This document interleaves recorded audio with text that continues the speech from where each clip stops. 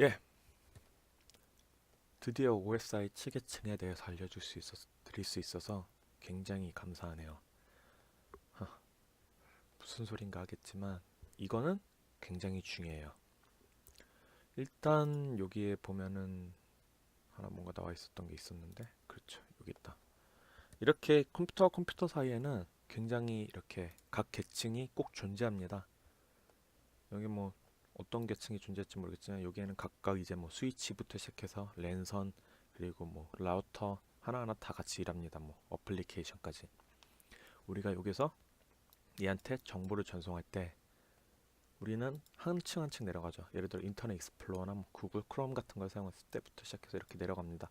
그래서 표현 계층을 통해서 뭐 압축도 하고, 뭐 TC 뭐였지, 어떤 거 HTTP를 쓸 건지, 이게 TCP인지 아닌지 포트에 대해서도 잡아주고, 그리고 그거를 이제 패킷 나누어서 이제 어떻게 목적지가 어딘지, 출발지가 어딘지, 어떻게 가야 되는지 이런 거에 대해서 알려주면 이제 맥 어드레스를 통해서 여기까지 일단 가라는 거를 이제 잡아주고, 그러면 이제 랜선을 통해서 가고, 이제 상대방 컴퓨터에서 랜선을 통해서 들어오면 상대방 컴퓨터도 이 랜선을 통해서 들어온 걸 이제 부호화시키고, 그리고 이게 여기에 맥 주소다라고 이제 여기에다 보내면 얘네들은 이제 다시 패킷을 하나둘씩 뭉치고, 그게 여기에 포트 어디다라고 하면 이제 이거에 대해서 보안도 풀고 이제 다시 인터넷 익스플로러에서 연결해 준다, 이런 식으로 된다라고 생각하시면 돼요. 굉장히 복잡해죠. 네, 맞아요, 복잡해요. 그러면 우리는 이거에 대해서 배워야겠죠. 일단 제일 먼저 배워야 될 거를 어떻게 할까 했는데, 여기는 크게 혹은 작게 하면은 세 가지로 나눌 수 있습니다. 여기를 상위 계층, 여기를 하위 계층, 그리고 여기를 전송 계층이라고도 하는데, 전송 계층 같은 경우는 이제 뭐 사람마다 여기까지 하위 계층이라고 보는 경우도 있어요. 이렇게 두 가지로 나누는 사람들은. 이건 중요한 게 아니에요. 어차피. 그럼 뭐가 중요하느냐라고 했을 때 무슨 역할을 했는지가 알아야 되는 게 제일 중요하겠죠.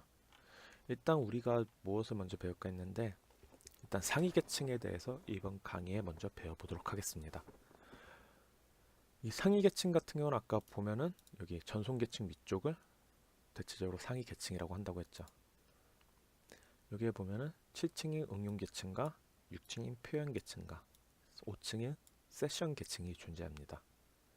일단 응용 계층 같은 경우는 이제 네트워크 원본 데이터를 생성하는 계층으로 네트워크 인터페이스와 같은 서비스를 제공한다. 사용자가 요구하는 데이터를 생성한다 라고 돼 있죠. 우리 같은 경우는 이제 뭐 여러 서비스를 받습니다. HTTP라는 프로토콜도 있고 DNS 서비스, 도메인 주소. 예를 들어 우리가 인터넷에 들어가서 여기 티스토리 이 주소를 치는데 먼저 크롬을 켜야 되겠죠. 그럼 크롬이 켜지면 이게 인터넷 주소가 들어가는 데가 있겠죠. 이 크롬을 일단 켜가지고 여기에 보면은 여기 HTTP라고 안 적혀 있는데 HTTP 혹은 HTTPS라는 프로토콜이 존재합니다. 이걸 통해서 웹 서비스를 일단 받습니다.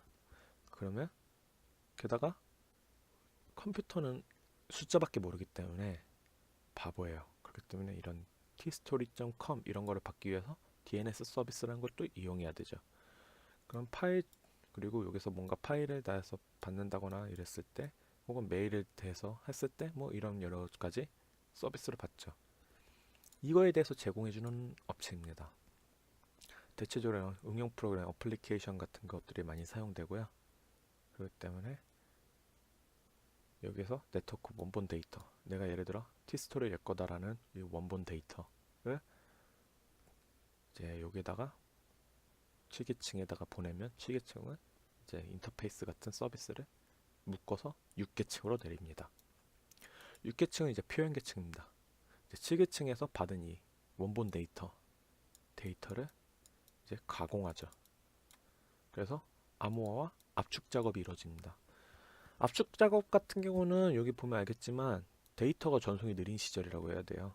예를 들어 우리가 뭐 전화선 가지고 인터넷을 했을 때거나 ADSL, 지금 뭐 ADSL 사라졌죠? 전화선 가지고 이용하는 것에서 막 획기적이라고 했을 때도 굉장히 느렸단 말이죠. 지금처럼 뭐 초당 뭐 몇십 메가 이렇게 나오는 게 아니라 뭐 초당 4, 5메가 나와도 와 빠르다라는 시절이었기 때문이죠. 그런 시절에는 데이터가 크면 클수록 보내기가 굉장히 오래 걸리게 되죠. 그렇기 때문에 최대한 압축도 해야 되고, 그리고 또한 남들이 봤을 때 좀 못 알아볼 수 있게, 전화선 같은 경우는 굉장히 보안이 약했잖아요. 누구나 뜯을 수 있고. 그렇기 때문에 암호화 작업도 여기서 이뤄졌죠.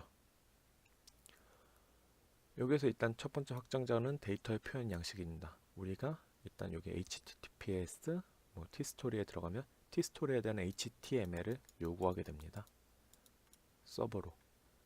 그러면 이제 이 서버로 요구했을 때 표현 계층에서 이걸 요구하고 싶어 라고 하는 걸 보내주는 겁니다. 그리고 이거에 대해서 요구하는 것과 압축본에 대해서 이제 5층 세션 계층, 이건 서버랑 클라이언트 같이 있기 때문에 둘 다 좀 약간 헷갈릴 수 있을 거예요. 일단 서버는 이 HTML을 여기에다가 제공을 해주는 거고, 이 서버에서 받아가지고 클라이언트는 요구만 하는 거예요. 일단 둘이 같이 설명해서 좀 헷갈릴 수 있을까봐 한번 다시 잡아드리는 거예요. 그래서 이제 여기 HTML 우리 서버로 봅시다. 서버에서 누군가가 이렇게 내가 여기에다가 T스토리를 요구했는데 T스토리 서버에다가 이렇게 보냈죠. 나 이거 원해. 그러면 이제 여기에 대해서 어떤 프로토콜이지? 라고 생각해서 HTTPS로 보냈잖아. 그러면 이제 HTTPS라는 거를 인터페이스를 이제 제공을 해주고, 이거에 대해서 이 원본 데이터, 지금 이 주소를 했을 때 지금 이거 전부 다 나오는 거에 대해서 이 화면 자체를 여기에서 압축 및 암호화 작업을 해주는 거고, 이걸 HTML로 보낸다. 웹 프로그래밍 배워본 사람은 HTML이 뭔지 알겠지만, 이거 같은 경우는 잠깐만 일단 한번 지우고, 여기 구글 같은 경우에는 있을 거예요. 어디 있지? 버튼을 잘못 눌러서 녹화가 끊어졌습니다.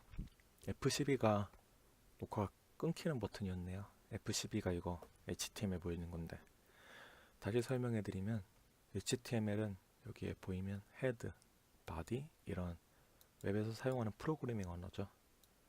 그래서 이 여기 있는 이 모든 문장들이 있어야 지금 저희가 보고 있는 이 것들이 나오게 되죠.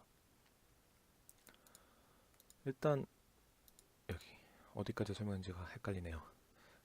압축, 데이터는 이렇게 이 모든 것들에 대해서 서버에 대해서만 설명하고 있을 거예요. 지금 아까 말씀드렸다시피 서버에 대해서만 설명할 건데, 이거를 이제 클라이언트가 이 페이지를 요청했기 때문에 이 페이지에 대한 HTML을 보내야 되는데, 이 페이지에 대한 HTML은 예전 때 같은 경우는 이제 느렸기 때문에 압축도 했었고, 그리고 이제 전화선 같은 경우도 굉장히 보안이 약하기 때문에 여기에 있는 곳에서 암호화도 했었던 거죠. 대체적으로 표현 양식은 아스키 코드를 이용해서 어느 웹에서도 호환이 가능하게 만들어갔고요. 현재는 대체적으로 이제 이 압축 같은 경우는 사용을 잘 하지 않습니다. 뭐 HTTPS라든지 이런 것도 여기에서 보안에 대해서 위에서 받고 나서 여기서 암호화를 하기 때문에 아직도 표현 계층에 대해서 암호화만큼은 굉장히 중요한 거죠. 그리고 응용 계층의 마지막 세션 계층인데요. 세션 계층 같은 경우는 굉장히 중요해요. 왜냐?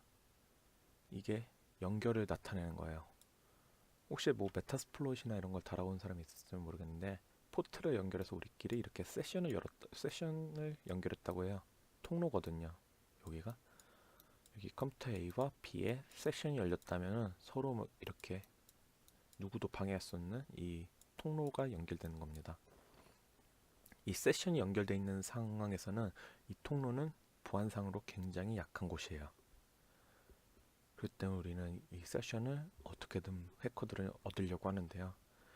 연결을 유지하고 종료하는 일련의 처리 계층으로 두 호스트 간의 연결을 하는 것을 그냥 총칭적으로 얘기하는 겁니다. 그렇기 때문에 보안을 위해서 이제 세션의 연결도 얼마나 되는지 중요한데요. 우리가 은행 같은 사이트를 들어가면 지금 이렇게 사이트가 있으면 여기 오른쪽에 시간이 막 떨어지는 걸 볼 수 있어요.